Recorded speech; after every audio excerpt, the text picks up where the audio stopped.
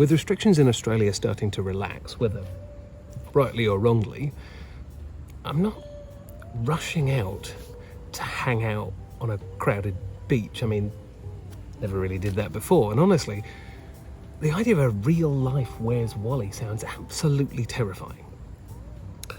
But feeling like you're allowed to leave the house is kind of nice. Because the thing is, I probably would have stayed in the house anyway during this time. But it's being told that you have to that makes it feel stifling. And so now that it feels like I'm kind of allowed to get out and about, I feel like I'm getting to kind of rediscover the area, rediscover Australia almost. It's kind of fresh eyes on the whole thing. And of course, like, I arrived in Australia around 10 years ago, and when I first arrived there were a lot of things that I thought were weird, and honestly they probably are weird. And there's this thing that happens, because even though you kind of speak the same language, there's still a culture shock when you arrive in a whole other country. You lose references, you watch different TV shows, had different music, you'll say the wrong thing at the wrong time. I once accidentally called someone a broken car. I know, like, it doesn't make sense. Anyway, I thought it might be fun this week to wander around the local area and kind of let you in to the way that I saw Australia when I first arrived, and still a little bit see it. So you get a chance to see it through my eyes, through a foreigner's eyes, whether you're Australian or not. I guess we're just sort of making some observations. Some of them might be humorous. Maybe they won't be. Maybe this will be a terrible video. I'm sorry if it is, but we'll find out. All right, come on, let's go. All right, here's a weird one. Road signs. Road signs are a bit odd. They've got a few different styles that they've mixed together. Each state is different as well. Get left. I'll give you an example. Warning signs.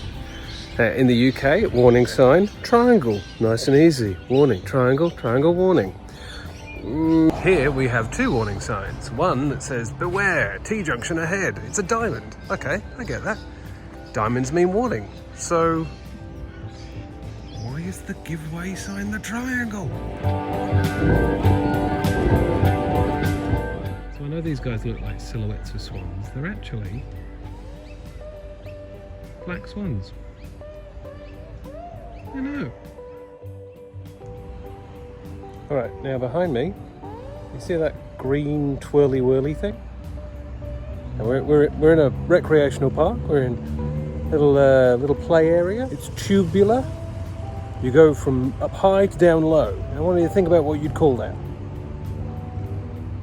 Some Australians call it a slippery dip. Slippery dip. Slippery dip. In Australia, they don't have forests, they don't have woods, they have bush. I mean, it's not quite right. They do have forests and woods, but basically any area that is feral and tree-like, they call bush. There you go. Because Australians all have enormous fingers, in order to cross the road, you have to press a giant button. Oh, which also gives off sonar because it's pretending to be a submarine? So Hungry Jack's is what they call Burger King.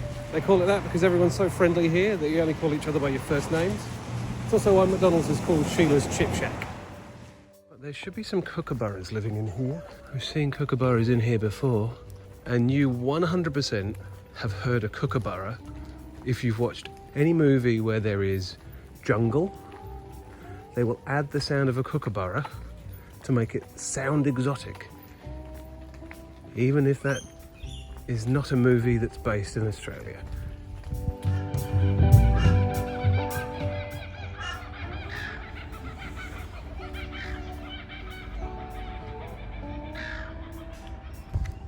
This is a route.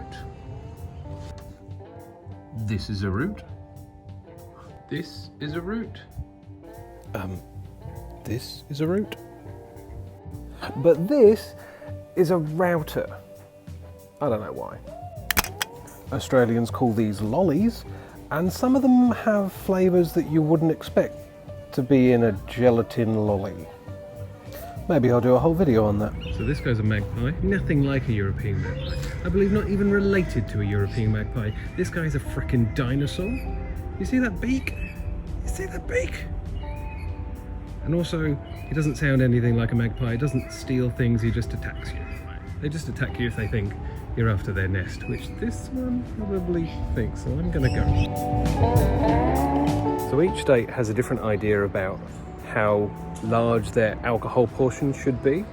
And this state used the schooner, which is 32 thimbles worth.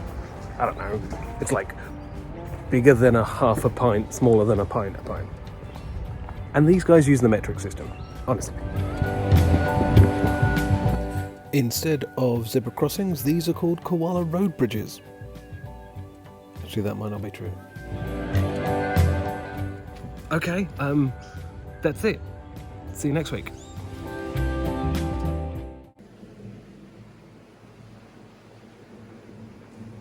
You literally cannot buy Foster's anywhere.